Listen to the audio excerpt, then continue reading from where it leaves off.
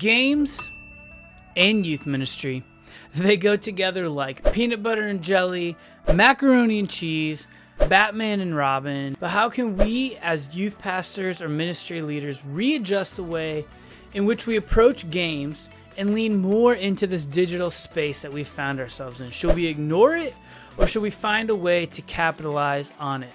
My approach and my mission for this podcast is to turn your ministry hybrid. How do we make your ministry hybrid? Not just in person, not just digital, but a melding of the two. Does that mean that we should play more like cell phone-based games, Kahoot games, Zoom screen games? In this 3-part playlist, I want to give you the 3 new frontiers that we should be exploring as youth pastors, as youth ministry leaders into the digital space. And frontier number 1, today in this episode, we are going to be exploring the world of youth ministry and youth ministry games. We're going to delve into the why and the philosophy of youth ministry and give you 3 games that you can adopt and take into your student ministry immediately today. All of this in an effort as we are in this new digital frontier, this new digital space to effectively reach the students that God has placed in our trust with the message of hope and the mission of the gospel. We're also going to be exploring in this playlist how you can bring up your message enhancement in the hybrid world, and finally how you can implement ongoing care, shepherding, and relationships to the students that God has entrusted into you and your care in your student ministry. But let's dive further into this new frontier of digital discipleship through the means and avenues of games. Make sure also that you stick around to the very end, because at the end, I'm going to leave with you a 1 surefire resource that you can implement with multiple done-for-you game ideas and ways that you can hybridize your ministry. And I have the ultimate hack that you can bring just about any game and turn it into a hybrid game. Welcome to the Hybrid Ministry Show. Well, hey everyone, welcome to the Hybrid Ministry Show. I am Nick Clayson, a 13-year youth ministry veteran currently serving in the great state of Texas, and I want to let you know that I am on a mission, as I said in the intro, to help youth pastors usher themselves more and more into this digital age. And I want to make sure that we are keeping the integrity of our in-person gatherings while also offering more and more of an opportunity for our students to engage with us from a digital mindset and digital framework. And so what I actually have for you as a surefire link in the description, I have an ebook that I have created, a whole month's worth of posting strategy for you as a youth pastor. Implement the strategy that I am currently using, the one that I've used to grow our YouTube account and our followership in our social media from 0 to up to around 300 up to this point in just under a calendar year. And it will give you ideas and games that you can use and implement that are turnkey right now that you can use, but they're custom. You and your students and your volunteers get to be the heroes on your youth ministry. It's not just a bunch of static, unaccounted for and kind of boring graphics. It's real faces, real human beings. If you put a little bit of work in, you can totally revolutionize your student ministry. And I also want to let you know that linked right here at the top of this video is a link to a video what I believe every youth ministry needs and why this is all so important. It's basically the thesis for this entire podcast. Hey, and finally, I want to make sure that you like and subscribe to this episode, because here's why. We are going to be dropping more and more episodes, especially this one, as we're exploring new frontiers of hybrid ministry in the next episodes to come, and I want to make sure that you don't miss it. And likes, honestly, they're free, and they really, really help us out, and they help us get this mission to more and more people. But let's explore, before we dive into the actual nitty-gritty of games and youth ministry, let's talk about the philosophy and even the history of youth ministry and youth ministry games. So where did games come from? Like, why do we do them? It seems like it's the rite of passage. Every single youth ministry needs games. You look at resources like YM360, Download Youth Ministry, even like old school back in the day group. They're all trying to help solve this problem of how can you have games and what do games look like and where can you best, take care of supplying games for you and your students. And we have screen-based games and active games and digital games and hybrid games. And we're going to get into all of that. But I wanted to take a step back and be like, where did this even come from? So back in like the 1800s, when students were not going to school on a regular basis, they were working 6 days a week, they invented this idea of Sunday school to bring about an age kind of graded focus for students and an age graded Bible study, one that was a little bit more relevant to them in their time frame, a little bit more relevant to them in their age group. And so what they did was they created this breakdown by age and grade and gender even, and they started to create this school vibe where they would teach the Bible.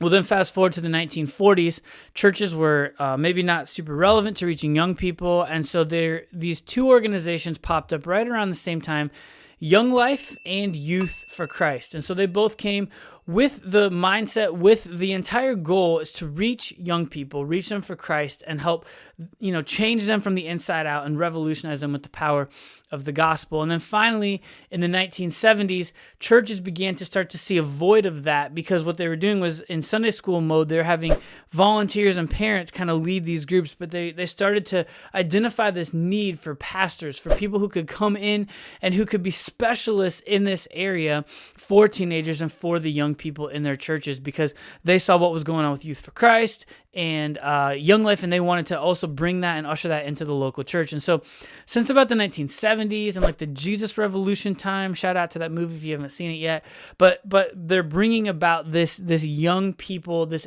place for young people to come and find belonging, meaning, and purpose. So that's like kind of the history of youth ministry, but why games, right? So if you look over time, there's always an element of fun and something that would bring about like a draw of a crowd. And so to get the maximum amount of people, you might feed people, you might offer fun, you might offer warmth, you might offer a great environment or a good vibe. And the truth of the matter is that games have always sort of been a staple in what we've done in youth ministry. So much so that I do think at some point we've gotten a little bit like rote with them, and they're benign and we just do them without even thinking like, well, what's the game going to be? Well, why are we even doing games? Like, what's the purpose? And so what I have seen in my 13 years of student ministry experience is that if you just do games for game's sake, it doesn't have much to offer.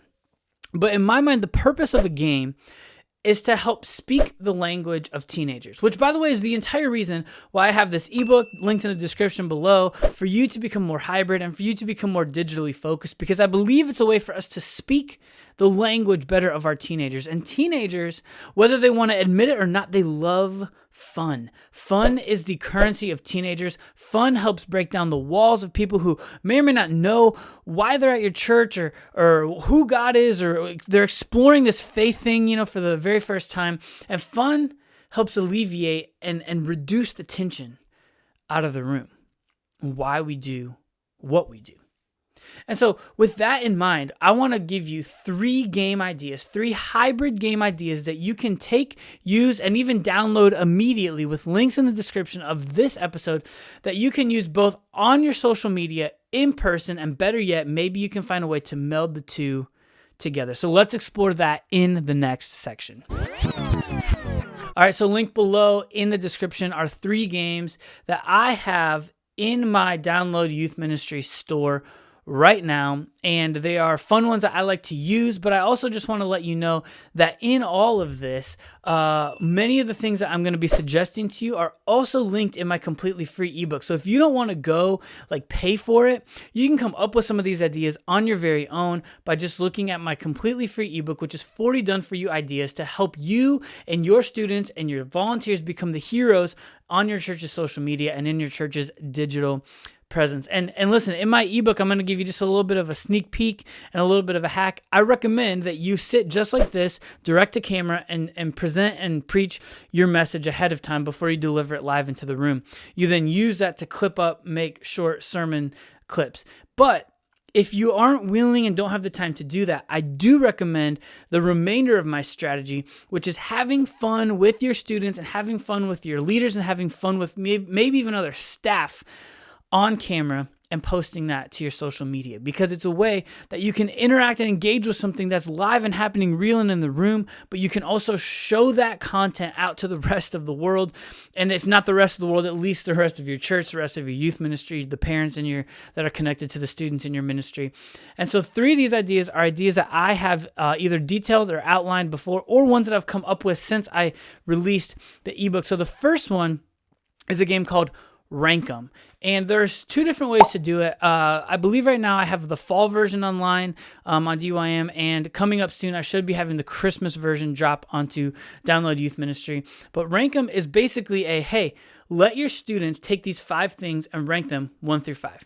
Now, one of my favorite variations to that is what's called, and maybe you've seen it if you've been on TikTok or Reels, is the blind ranking thing, which is where different categories of things come in. So let's say you're doing a blind ranking of a TV show, and I say The Office, and then you have to put it in a 1 through 5 list. And so for me, if I got The Office, I'd be like, well, that's 1. But then if someone was like Fixer Upper with Chip and Joanna Gaines, I'd be like, man, I like that show a lot. Probably put it at 3 because I'm afraid to give away 2, right? And then if someone's like, okay, Ted Lasso, I'll be like, oh, Ted Lasso, so good. I want to put it at 1, but I can't because I put The Office there, so I guess I'll put it in at 2. And then if someone was like, The Ugliest Houses in America, I'd be like, okay, I can put that at 5. I like it, but, I want to reserve 4 for something. If then they said, The Mandalorian, I'd be like, all right, 4. And I'd be like, I don't hate that list. What do you think? Office, Ted Lasso, Fixer Upper, Mandalorian, Ugliest Houses in America. I'm okay with that list, right? But the point is I didn't know what was coming next. That's the idea of a blind ranking. And so I have 2 versions in this actual game, Rank 'em, where you can play live in the room with 5 things. You can do the 1 by 1, where they come in one at a time and you have to choose to rank them. I also have a social media version where you can take it and you can post it on your Reels, TikToks, YouTube Shorts, and you can let students interact with it there and give their rankings. You can post it on YouTube Instagram stories if you don't have any of the other short kind of form platforms. But you can use this, and again, if you get this game, I played this game in my context live in the room a couple weeks ago, and we only got to 3 questions. So what I did was, the way that I played it was I had myself and a co-host. And so the first one was me. They had to guess my rankings of these certain things at their tables together and then how they did. Then we went to my co-host. They had to guess his rankings of the certain things. And then finally we switched it and they could rank them themselves. But the game has 10 questions. And so we only used 3. So that leaves me 7 more that I can use kind of sprinkled throughout on my socials throughout the rest of the week. Game idea number 2 is the visual variance voyage. And because I'm a good Baptist, I like a good alliteration. But essentially, it's a spot the difference game. And so if you get the widescreen version on DYM, I should have a fall version as well as a Christmas version coming out here soon. You have 2 graphics come in side by side, and you have to spot the difference. And listen, the best thing right now is that Adobe Photoshop generative AI is letting you just add things to pictures kind of here and there. And it is a game changer for a game like this. By the way, if you want to level up your Photoshop skills, I have a link in the playlist to my Adobe editing and Photoshop. If that's something that you're interested, go check that out. If you want a cheaper version, I also have linked down there below. Budget graphics for people who are looking to save time and money going through PowerPoint, Canva, Adobe Express, and Instagram. But in the visual variance voyage, you have 2 different pictures and you're just trying to identify what is different, but there's a timer on the screen and it's counting down, okay? So you can play that live in your room, you can get contestants, you can play it in groups, you can play it at tables, but I also like that I have created a vertical-based graphic that you can use, and you can then take those and you can post those on Instagram stories or on shorts, whatever.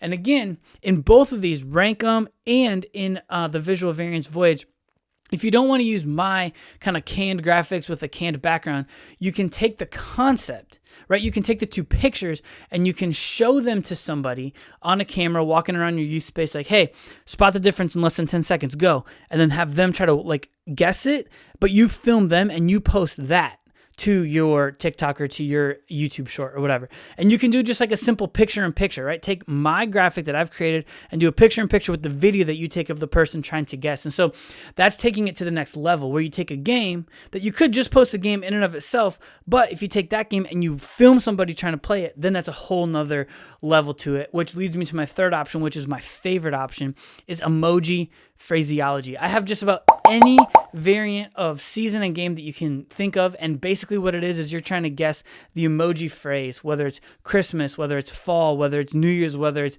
February for Valentine's Day, whether it's St. Patrick's Day. I mean, I literally have just about every season on Download Youth Ministry. Every single variation is linked down below in the show notes. But one of the favorite ways that I have done with this is I've just done 1 question by 1 question where we've gone up to people and we've asked them to guess. And then we've taken that graphic and they've looked at it, and then I did a little picture-in-picture, or I actually put the actual icons on. I've done it where I did full editing in Adobe Premiere Pro with animations and sounds. And I've also done it where in the TikTok editor, I just put the emojis on the screen and people had to try and guess and see what was playing. And so in all of those, right, those are games that you can play physically. Those are also games that you can play only digitally. And my favorite is film other people playing those games and then post those out to your socials. One of the ones that was the biggest hit for the emoji was we went around and we did Bible story emojis, and we asked different members of our staff. And those were a massive hit because they're seeing other like pastors and staff and senior pastors out there trying to guess those things on our socials. So here's the thing, the last way, the ultimate hack, I told you I was going to give you this ultimate hack. You can play just about any game on download. Youth Ministry, it doesn't have to be one of my games. It can be any game that you find on there. It doesn't even have to have a phone-based like formatting for it, but play any game. And then at the end of it, if it's a subjective-based game where people are creating something, making a song, doing a lip sync, decorating a donut, whatever the case might be, take pictures of those things and then post them to social media and tell them that the vote is going to be what determines the winner. And the voting is done on Instagram. That does two things. It promotes your social media, and it allows the students to be the judge, not just some random celebrity judge, not just you trying to pull something out of your hat at the last minute, right? Because Gen Z and Gen Alpha love to be publishers. They love to contribute to publishing the content, not just simply basic consumers being told what is happening to them. That is an older school, older industrial-minded way of doing things. They want to know that their voice matters and that they actually even have a voice that you care about, that you want to listen to. And so that, I believe, is way number one, that you can wade into this exploring of a new frontier of how you can implement fun and games, not just in your room, not just online, but also in a hybrid way to help give students an opportunity to lean in and have their voice be heard in this hybrid way of doing things. Which, reminder, is why I said in my ebook, I outline all the ways that you can flesh this out with posts twice a day for 5 days a week. You can scale it back if you don't have the bandwidth to do that. But whatever the case might be, I have millions of ideas in there, from spiritual practice to fun to your message content, and ways that you can get that message out to spread the message of hope. So click the link for that down below in the description. And in the next video, we're going to be exploring how you can enhance your message and your ministry live in the room with hybrid versions. You're not going to want to miss it. Click that on the screen, and we'll catch you on that side.